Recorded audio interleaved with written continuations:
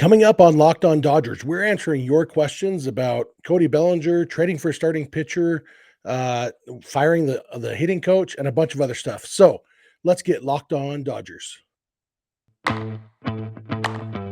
You are Locked On Dodgers, your daily Los Angeles Dodgers podcast. Part of the Locked On Podcast Network, your team every day.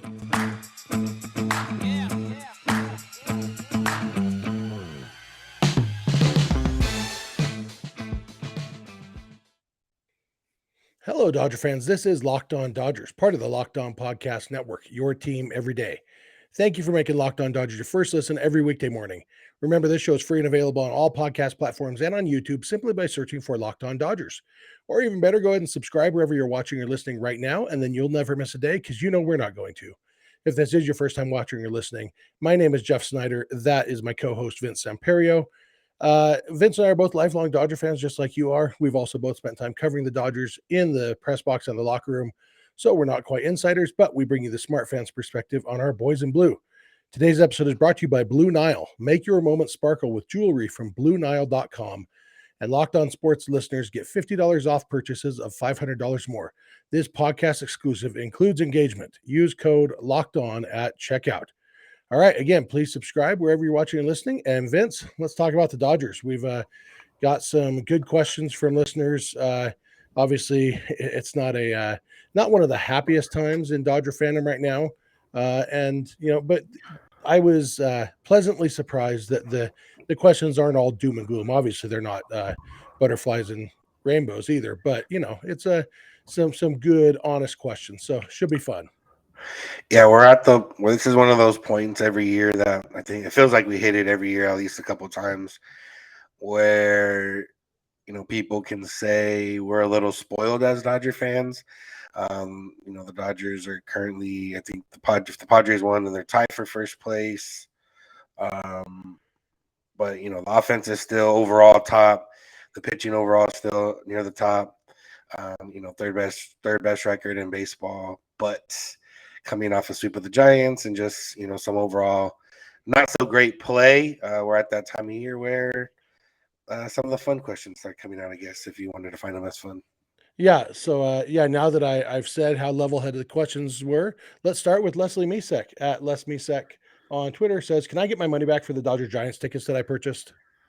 That's me. I moved to the Bay 2016, so pretty much every game from 2016 to 2018, that's how I felt because the Dodgers only won a handful of those games. But from what we've seen with the Dodgers up until last year, they usually win them when they count in the Bay Area. And actually, they did win it when it counted because they won in the postseason, although they didn't win late last year to take over the division. But yeah, it sucks going there because Giants fans, that's the one time where you really feel Giants fans. Like, if you live in Southern California, you probably don't really realize it. Even on social media, they're not that bad. But when you're actually there at the stadium and they're playing the Dodgers and the Dodgers lose, it's probably one of the more annoying things as a fan. Yeah, but unfortunately, I checked the refund policy, and the policy is no refunds. And that's part of baseball. But you got to be at a baseball game, I'll take a bad baseball game over a good anything else. Yeah. Next question. Let's see. We got a couple that we can lump in from Aaron Anderson, 82, and Webb Cav 1 about Dustin May, how he's coming along, and if we think he'll be stretched out as a starter or a high leverage arm. Yeah, Dave Roberts said the other day that basically that Dustin May's not really on his radar right now, not in a bad way, just that when you're coming back from Tommy John surgery, there's a whole lot of nothing or what looks like nothing to an outside observer. And then you get to the point where basically until he's a month away from coming back or so, it's going to be a lot of, as far as we know, he's on track. And so as far as we know, he's on track and he'll be back, in August sometime probably, which means we'll probably start hearing more real news about him in a few weeks, maybe before the All-Star break, start to hear a little bit about him. I still have a hard time seeing, Dave Roberts did say that they want to get him stretched out as a starter, but I still feel like that's probably more of a long-term project and that his role on this year's team is more likely to be out of the bullpen. Yeah, and I think, a few factors there. One of them being health for the rest of the guys, one of them being what they do at the deadline. Just from what it seems like starting pitching might be a little bit easier to get at the deadline just because relievers, there's a lot of teams that are still going to be in that hunt for a playoff spot that maybe won't be giving up on some of these relievers, whereas some of the pitchers that have been named are from teams that are out of the playoff race basically at this point. So if he does get stretched out to a starter, it's going to be one of those things where maybe 75 pitches they want him to get through a lineup twice, and they would either utilize that as him starting in a potential postseason game, or maybe having an opener and then coming in and trying to get 3-4 innings in the middle of those games. But yeah, I'm with you. I think especially with Trinan out and Canely out and not exactly knowing if they're going to come back, I think he better serves this team as that relief arm. Just because, another thing too is what I mentioned yesterday is like, let's just say Buehler doesn't come back. They don't necessarily find anybody on the trade deadline or at the trade deadline, and they go in with like Kershaw, Julio, Gonsolin, Heaney, or Anderson. They would probably try to ask those guys, hey, we only really need 4 or 5 innings, and then we'll hand it over to the bullpen, and that's where Dustin May would step in and, maybe even give you 2 innings out of a bullpen role. Yeah, in the postseason, a reliever who can throw 2 or 3 innings is very valuable, and so my guess is that's how stretching him out will look. That maybe segues well into our next question from @_It's King Rich on Twitter. He asked Frankie Montas or Luis Castillo, and there's kind of a underlying question here. I think it was Bill Plunkett reported on Monday that Andrew Friedman said he isn't really thinking about trading for a starter yet. Some of that is obviously Friedman's not going to overplay his hand and send about by an airplane with the banner saying I'm desperate for starting pitching.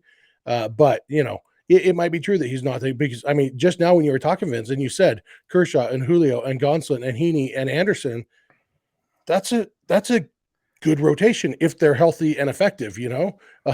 It's still really good, and so it might be true that he's not going after starting pitching, but you know King Rich is assuming that they will go after starting pitching, and he threw out Montas and Castillo. I'm going to throw in Sandy Alcantara just because he's been really good this year, and the Marlins have not. And so I don't know, Vince, what are your thoughts on those things? Yeah, I know. I think Castillo had a little bit of or started off slow this year, but he's still a guy. I like his stuff a lot more than Frankie Montas. And of course, Dodgers have already had Frankie Montas. Um, and I think, when you're looking at trading for a starting pitcher for the Dodgers, it has to be somebody that I said upgrades the team as a whole. Picking up another number 3 starter is not necessarily going to move the needle for this team, especially if you're giving up actual good prospects. So I think Castillo has more of a profile of a number 1 or a number 2. And has the stuff that can, be shut down in October. Montas has similar stuff. He also can be that guy, but he hasn't necessarily shown that he can be, the head of a good starting rotation. He can be the number 1 on the A's, who don't have much going on for them, but I don't know if he can be a number 1 or even a number 2 on this team. He has better stuff than Kershaw in terms of velocity, maybe not, but not actual stuff. He has more velocity than, Julio as well, and even Tyler Anderson. But is he really that much of an upgrade for what it might cost? I don't think so. And that's, I think, maybe also what Friedman's talking about is that there's not a Max Scherzer, there's not a Yu Darvish, there's not a clear cut number 1, even number 2 guy out there available at this moment. And you need to see a little bit more from one or both of those guys if you want to really pursue them and think about giving up some prospects. Yeah, I'm just going back and forth at Castillo and Montas's Baseball Savant pages, and both of them have really good stuff. It's, I mean, the weird thing is Luis Castillo isn't striking out very many guys. Not terrible, not like Bruce Dark numbers, but only like 8.5 per 9 innings. And with his stuff, it ought to be more. And I can't decide if that makes me be higher or lower on him because he could be a guy who maybe doesn't cost quite as much because he's not at his peak like Montas is. and a guy who has the raw stuff that maybe the Dodgers could turn that into something, as they sometimes do. Yeah, I'm always gonna go with the raw stuff and the Dodgers. The word they always use, the buzzword is sequencing, and I would just assume that they sequence a lot better than most other teams. Yeah, that could be. All right, we've got a lot more questions to get to. So thank you for making Locked On Dodgers your first listen every day, and please keep it locked on Dodgers. This episode is brought to you by Rock Auto. I've told you all about rockauto.com before, but if you haven't heard it, I'm going to tell you again. If you ever need to buy auto parts and you're buying them from anywhere other than rockauto.com, you are spending more than you should, and you're probably walking into a gross auto parts store. Rockauto.com is a website. Websites aren't gross. Some websites are gross. Rockauto.com is not a gross website. It's a nice, easy to use website where you can just put in your make and model of car or truck, and it'll show you all the parts available. And you can say, oh, there's the part I need. Holy crap, that's a lot less than I would have paid if I went into that gross auto parts store. That's the experience I've had multiple times. I saved over $1,000 on struts for my Suburban. I spent $8.16 instead of $49.99 on a new interior door handle for my Ford Fusion.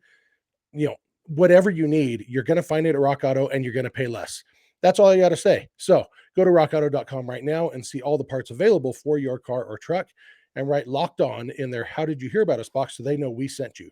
Amazing selection, reliably low prices, all the parts your car will ever need. rockauto.com. The Ultimate NBA Mock Draft starts June 16th with over 50 insiders. Nothing equals the Ultimate NBA Mock Draft. The Locked On and NBA Big Board draft experts, plus the Odyssey insiders. First pick is June 16th. Search Ultimate NBA Mock Draft and follow now so you don't miss a pick. All right, we are back. Thank you again for making Locked On Dodgers your first listen every day. We love talking Dodgers with you, and we appreciate knowing that you're there listening. So we'll be sure to give you all the contact info.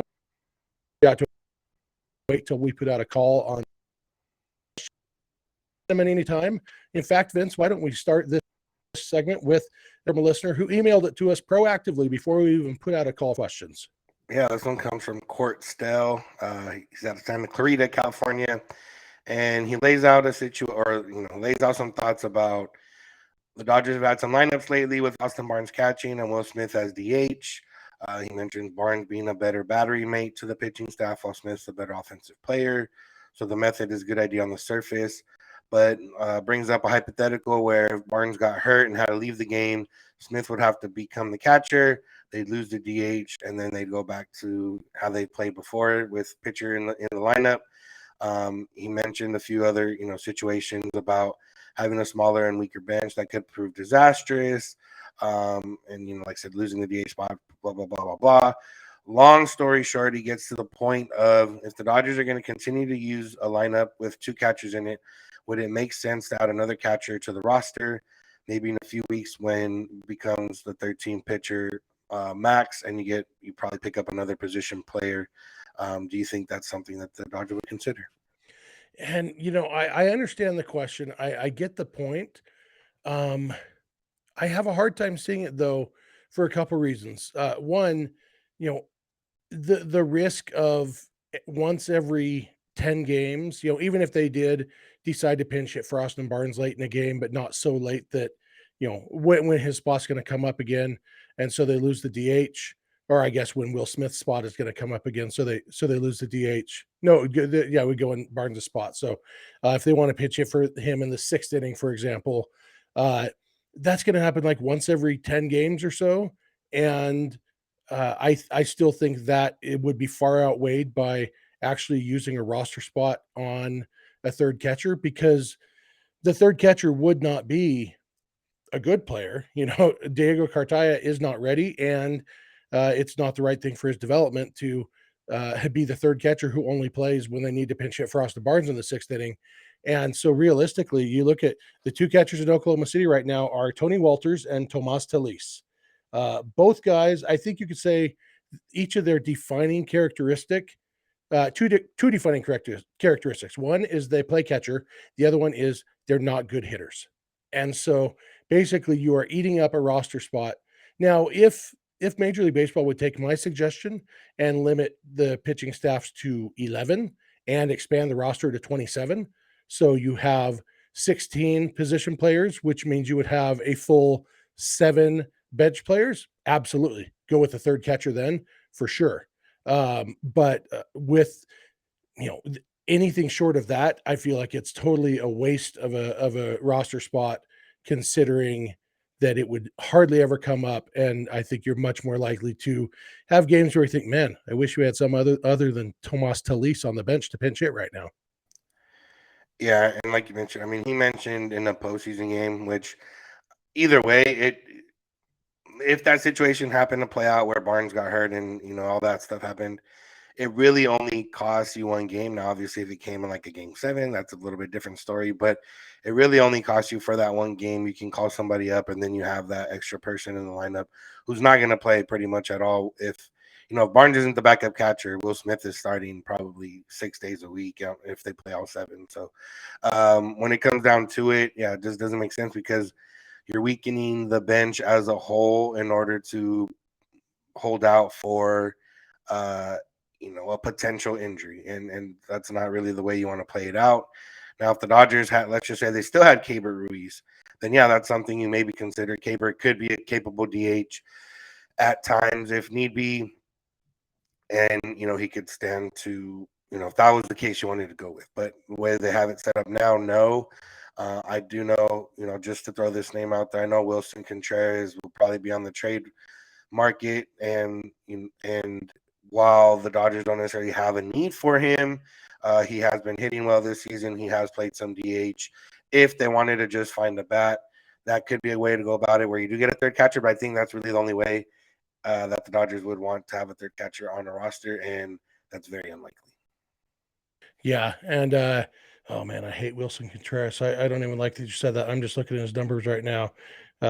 Yeah, he's hitting well. He's yeah, I can't stand that dude, so I don't want him on the Dodgers. I think the answer is stop playing Austin Barnes and let Austin Barnes be a true backup catcher. Where, Will Smith, he got dinged up in the 6th inning. All right, Barnesy, come catch the last few innings, because I know Will Smith needs days off once in a while. I get it, but in the postseason, there will be, it's not like 2020 where there were no days off. There's built-in days off in the postseason. Austin Barnes should never start a game in the postseason. Bottom line, even with the DH. Yeah. All right, next question. Let's go with Ernie Valles at Ernie_V1855. Is it time for the Dodgers to make a change at the hitting coach position? Or positions. They have multiple hitting coaches. The Dodgers offense seems to follow a boom or bust pattern and doesn't quite seem to be consistent, and it was the same issue last year. Yeah, so we talked about the boomer bust a lot at the beginning of the season. And, it's a matter of, hey, if the boom happens a lot more often than the bust, or at least consistently enough than the bust, then it's worth it. I think it would be, I don't think there's a precedent for firing hitting coaches when your team is top 5 in a lot of statistical categories offensively. And number 1 in runs per game, literally the highest scoring team in baseball. Yeah, so I don't think that's something on the table. It's one of those things where, we've talked about, they're in a slump right now. And, whatever hitting coaches can help out. And I know there's different things, it's a lot of coaching in MLB can be subjective to how much they actually help out or how much it's just a matter of, somebody being there to keep on guys. Is a hitting coach really going to help Mookie Betts and Freddie Freeman out of this little slump they're in? I don't know. I don't know if there's any hitting coach that can realistically do that. We saw a few years ago that Mookie Betts played hitting coach for Austin Barnes and helped him figure out how to hit a little bit. So I don't think that's the problem. I do think the situational hitting can be addressed, but I don't necessarily think that's it. I don't think the hitting coaches are saying, hey, go up there and swing at balls that are out of the strike zone and look at pitches in the strike zone. I don't think that's their philosophy. So at some point, you got to blame the hitters. And for me, I'm way more likely to blame the hitters than I am to blame hitting coaches at this point, especially, like I said, and overall, the offense is very good. Yeah, and I actually got a similar question in a DM last week from a listener. His name on Twitter is John Doe. I suspect that's not his real name. But he asked basically that same question. And my response to him, I said, this is going to seem more sarcastic than I mean it, but I think they definitely have to drop out of the top of the league in scoring before they consider changing hitting coaches. I think it's easy for all of us Dodger fans who watch every Dodger game to get really frustrated, remember all the failures, but especially after that game on Saturday. That game was extremely frustrating, and I get that. But that was, I mean, you had Freddie Freeman and Trey Turner coming up with bases loaded, nobody out. Those guys are going to come through. We've talked earlier this season about how lights out Freddie has been in those exact situations this year. I mean, you used the word slump talking about Freeman and Betts. That's what's happening right now. They're not bad. They're currently slumping. Cody Bellinger, we have a question in the next segment about Cody Bellinger, and maybe he's a different story. But, yeah, the fact is that no team is perfect and no team is going to get that big hit every time with runners in scoring position.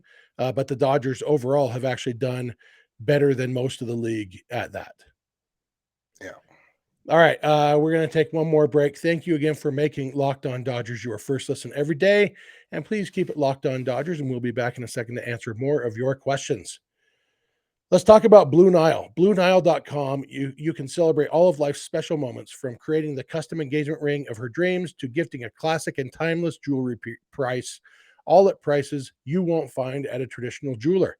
Now, there's two different kinds of rings. You can buy a ring because you want to, ask this special someone to marry you, or you can buy a ring or jewelry because you have a special someone, and it's like, hey, I want to surprise this someone with something beautiful. Blue Nile has both things for you, and the thing that appeals to me most about them is if you don't know what you're doing, they have people who know what they're doing who can help you 24 hours a day, online or over the phone. So you want to get somebody something, you don't know what, ask their experts. They'll help you figure it out. And so you can actually design an engagement ring. You can just buy fine jewelry stuff that they have that you're not designing, but they have smart people designing it. Whatever your special moment is, they can make it sparkle. It's going to be awesome. So make your moment sparkle with jewelry from BlueNile.com, and Locked On Sports listeners get $50 off purchases of $500 or more. This podcast exclusive includes engagement. Use code Locked On. That's code Locked On. Plus, every order is insured, ships free, and arrives in discreet packaging that won't give away what's inside. Shop stress-free and find your forever peace. Go to BlueNile.com today. All right, we are back. One last segment, and Vince, I think it's your turn to read a question, right? You're on mute. Yes, it is my turn, and I think we're at the portion of these shows where we go to our buddy Kevin at Blue Goon 82. He has a few questions for us. You mentioned Bellinger in the last segment, so let's start off with that one. He said Bellinger is what he is, a glove first center fielder. He looks very good out there, but glove first center fielders with his offensive profile are not hard to find. Can the Dodgers upgrade from Cody? Oh, I think this is mostly a money question, because I think if everybody got paid the same amount, I think Cody, his defense is so good. His speed was on the bases, his power that, when he does get a hold of one, it's probably not quite a unique blend, but it's a pretty uncommon blend. But Cody, because he won the MVP award 3 years ago, is expensive. He's in arbitration, and he's going to get paid more. Yeah, there are guys you could find who could roughly approximate Cody's performance, at least what we're getting so far from Cody, for a lot less money. For me, the question comes down to, because the question isn't about money. The Dodgers, it's not my money. They don't care how much they spend. It's not that big a deal. If they make a decision to move on, even if money, it won't be a money decision. Money might play a factor, but it's not the money. For me, what it boils down to is, who is the real Cody Bellinger? Because the Cody Bellinger for the first 2 months of 2019 is the best player I've maybe ever seen with my own eyes. It was ridiculous how good he was. He hit everything, and even the last 3.5 months of 2019 that people talk about being bad, his OPS was over 900 those 3.5 months. He was still a very good player, and that's what carried him to that MVP award. If we could get back even the quote unquote bad version of Bellinger from the second half of 2019, that's the best center fielder in baseball. Uh, I don't know if that Bellinger is ever going to come back because for whatever reason, he doesn't have the confidence or, that was a fluke. I have a hard time picturing a fluke that lasted a full season. I think that was real. But, if you look at his numbers year to year, even his defense, like his his his jumps in the outfield have gotten worse every year. Even his outs above average, 2019 and 2020, he was elite, and those have gotten a little bit worse the last couple of years. Even though he still looks good out there, he still gets to a ton of balls, but his jumps aren't as good. I don't know if that's a physical thing or if it's he's not old, but what is Bellinger now? 20, almost 27, I think. I think he was born in July of 95. Does that sound right, Vince? But so, he's almost 27, which isn't old, but it's probably he's hit the peak and he's going down. So it's a question of whether he can find it. And, you know, or do you go with a young guy, whether somebody who they have in the system, a James Outman, or, somebody, even, they've got Andy Pajes, who plays center field in the minors. I don't think people expect him to be a major league center fielder, but, you know, maybe he would just be a right-handed version of Bellinger. I don't know. But I don't know, Vince. For the money, you could definitely get better production, but even if you don't factor in money, I don't know. It's not out of the realm of possibility for me to see the Dodgers moving on from Bellinger this offseason. Yeah, I wouldn't be surprised either way. And I do think the money plays a factor, especially in this question, because, if Cody Bellinger was making 5-10 million a year, then it's not really an issue. And just based on the Dodgers, the rest of their lineup, you don't necessarily need to have somebody that's an elite hitter at every spot when you have them at 5-6 spots already. When it comes to Bellinger, even with him hitting the way he's hitting, there's conversations to be had of whether he's still a top 10 center fielder in all of baseball. And if you look at some of the lists heading into the season, I mean, Cody Bellinger was top 10 on, I'm looking at one from MLB.com with Feinstein, Sarah Langs, and Mike Petriello. They all had Cody Bellinger still in their top 10 of center fielders heading into the season. That's with the season that he had last year, but probably still a little bit more potential in their minds. Is he still there? I don't know. You'd have to really go through the numbers. I'm sure some of those other guys on those lists have struggled and some have maybe stepped up. The thing with him here is that they don't have necessarily somebody that steps in and gives you, they might give you good defense and decent hitting, but they don't give you, some elite style defense and okay hitting.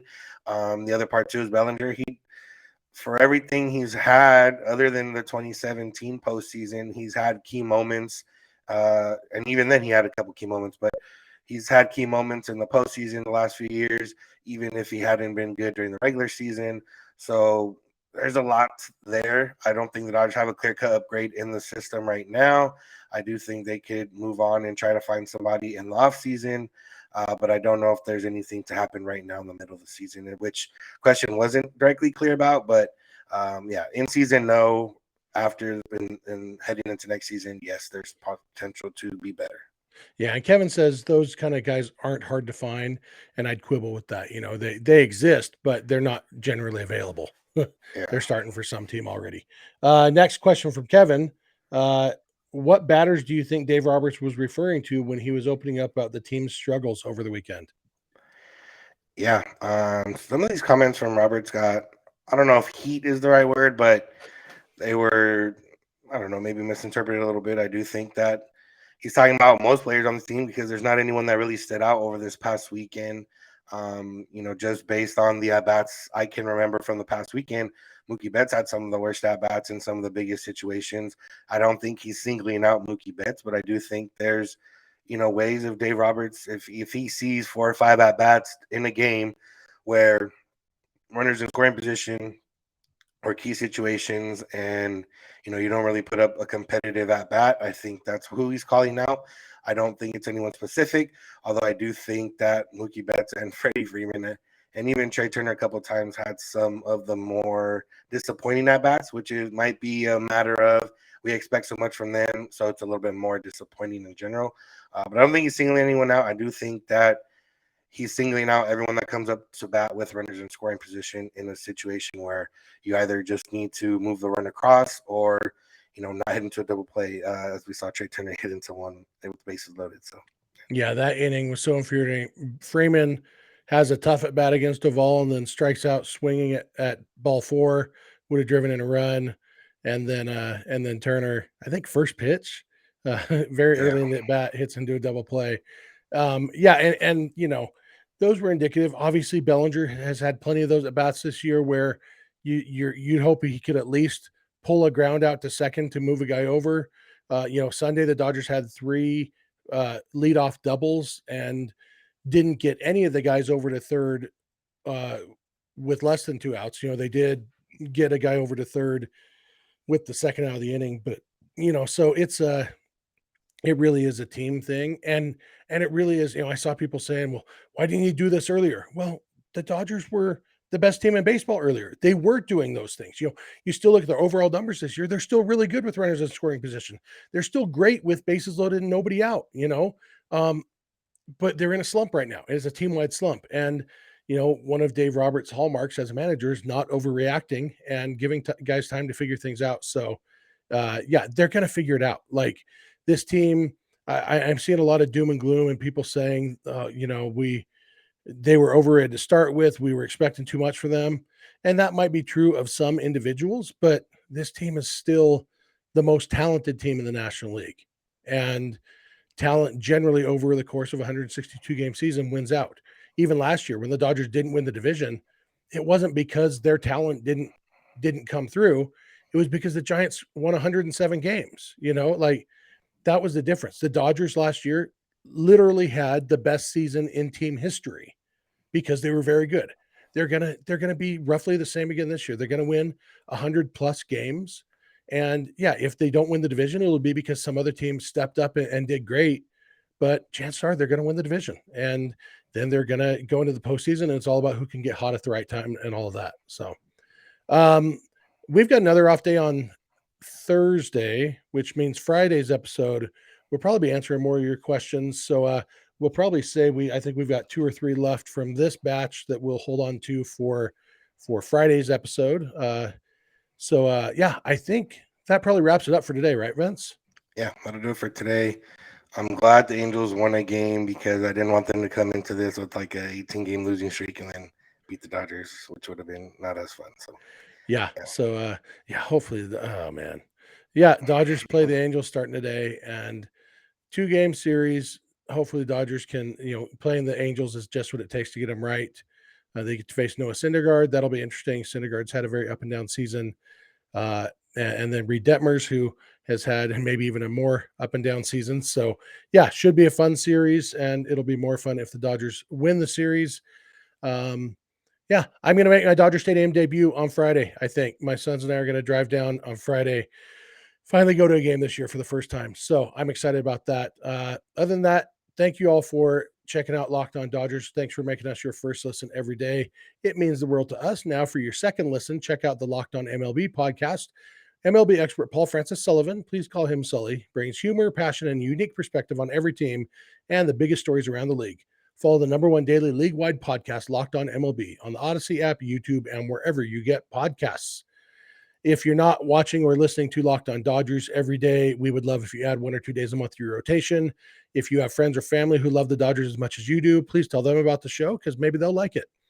You can follow us on Instagram and on Twitter at Locked On Dodgers. Vince is on Twitter at Vince Samperio. I'm on Twitter at Snidog, and the DMs are open in all of those places. You can send us questions that way anytime you want. You can also just add us on Twitter. You can email us if you want to. Our email address is lockedondodgers@gmail.com, or you can leave us a voicemail or shoot us a text message at 323-863-LOCK 5625. We are here every weekday morning, and we hope you'll be here with us. When you get in your car or sit on your couch, tell your smart device to play podcast Locked On Dodgers. And remember, you don't have to agree. You just have to listen. We'll talk to you tomorrow. Have a good one.